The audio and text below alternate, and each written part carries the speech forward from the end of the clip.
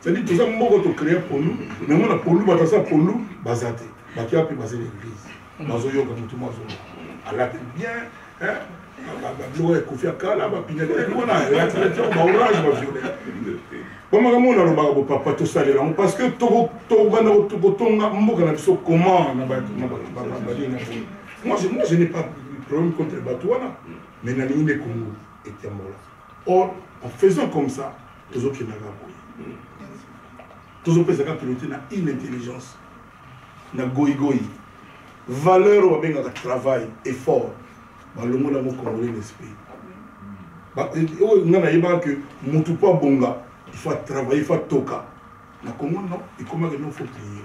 Non, nous avons un pour le Congo, les Chinois, les Bali, les Canadiens, les Australiens, les Américains, les donc il faut que Binoboy, le peuple congolais, le travail et l'effort d'abord dans la loyauté, dans le respect des règlements de Dieu.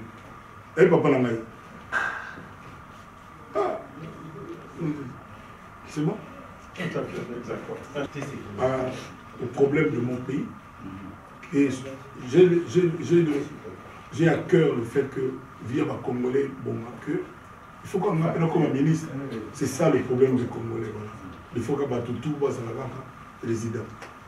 C'est pas possible. Oui, Kofi, il y a un problème qui m'a toujours taraudé. Les chansons congolaises, y compris les vôtres, c'est le produit d'exportation fini que le Congolais produit, fabrique. Tout ce que le Congolais produit, c'est des matières premières, brutes. Mais la chanson congolaise est le seul produit d'exportation fini. Ouais. Et donc je pense que l'État, et notamment le ministère de la Culture, devrait vous encadrer et prendre conscience. Quand on dit que la musique congolaise sert d'ambassadrice, mais c'est tout à fait exact. Pas seulement sur le plan diplomatique, mais aussi sur le plan de la valeur ajoutée. C'est le seul produit, quand Kofi Olomide compose une chanson qu'il la vend, il n'y a plus rien à ajouter, il n'y a plus rien à retrancher.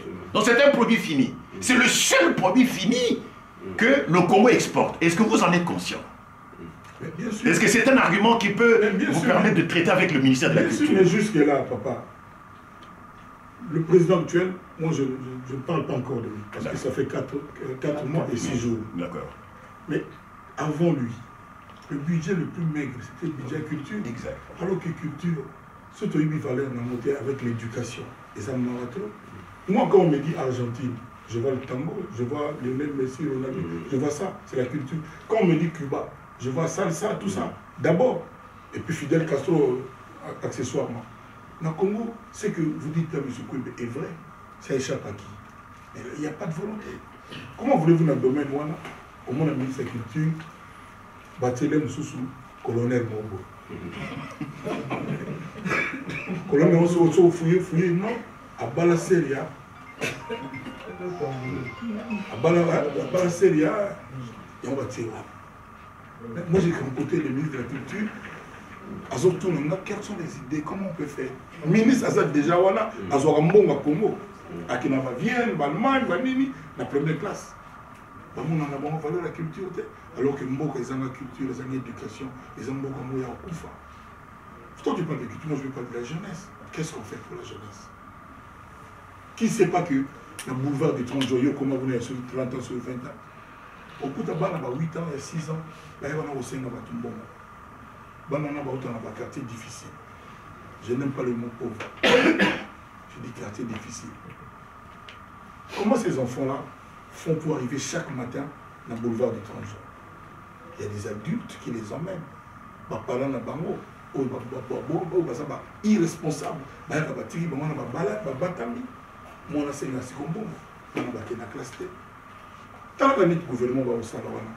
Est-ce que le budget le plus important c'est l'éducation? Je crains que non. Moi, ça aurait dû. Parce que Congo, ça a besoin, et comme on a moins de perspective à venir, donc jeunesse.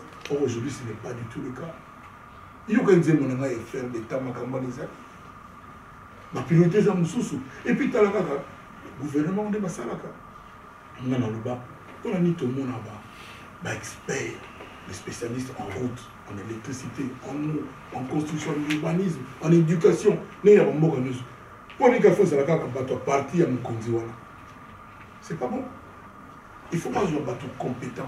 À un moment donné, Mobutu avait nommé Blumenthal, gouverneur de la banque de Congo, pour son talent et sa capacité, et puis pour son intégrité. Est-ce que les gens là combien aujourd'hui, c'est pour ça? J'espère bien que oui, mais je crains que non. Voilà. Le Congo, on en est là aujourd'hui.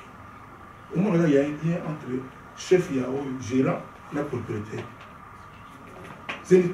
La compétence, l'intégrité n'est pas le premier critère.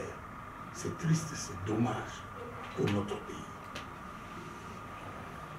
Je n'ose pas ici dévoiler ce que j'ai dit au chef de l'État pour respect d'un professionnel, mais il y a des choses qui peuvent passer sur la tête.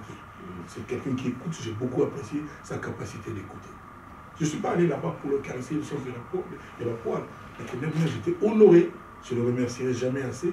Et en 10 minutes, j'ai pu lui dire des choses, des idées que j'ai faites. Et on fait ce qu'il veut.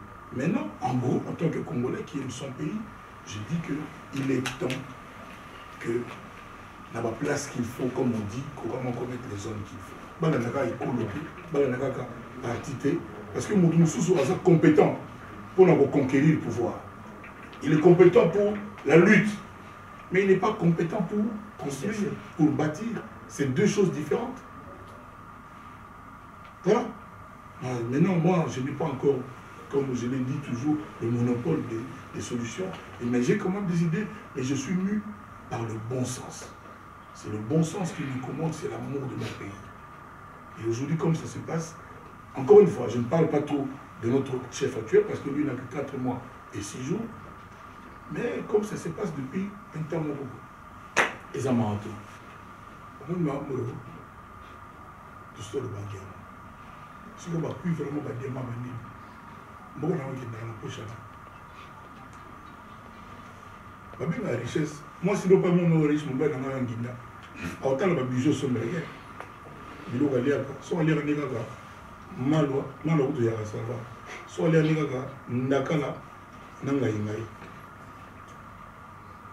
Yusuf on a le banda au côté à Clef 144, il va voir la boîte de pénalité, au pays de sa noix, fille à Londres, le bandit.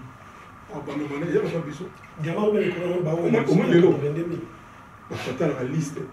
Tu parles français, on y va. Dans le liste, pays, c'est dans le PIB. Nous sommes avant-dernier. Alors que tout ça n'a cuivre, ça ne nous a pas enrichi. Et ça va mal à ça, 40 000 euros par mois. Mais sa femme, qui est dans la château rouge, il va bien il va aller souvent parfum, tout ça, tout ça. Il va aller dans le monde. Voilà, c'est notre cas. Ça, c'est une manière de citer Baglobo, parce que comme le monde qu'on évite, nous avons la reportage dans le Namibie. Nous avons les surtout rappelé or ministre yamba mine a lobby que recette ya mboka oyo ya mbula oyo ya ba diamant et sali autant de milliards de dollars. Et 90% na moi qui na makambo ya éducation ya bana ya newana. Mais nous na yoga te que recette ya biso ba diamant ya ngoyo et qui ba ça na mo usage. Non yoga te. Courir mon magate. Moi ya pompe mtambela moi zate. Na classe baba ya raté. Banzela izaka na Gombe. So binga na Gombe keba. Mama quand vous allez belé et tout ça le seul pays bon moi il en a pas bien avant Kimbuta. Avant voyager il faut foutre Kimbuta. C'est pour ça qu'il donne. C'est dramatique. $57. C'est-à-dire au dinda vous n'avez pas voyager, vous avez un crédit, pas plus. Maintenant, il faut que vous commissions il faut foutre Kimbuta. $57 en espèces parce que chèque qui t'aide. Ça dit il faut foutre. C'est la critique qu'il fallait faire avant. Ça c'est notre pays. Et ça, c'est la spécificité en Boka Nabiso.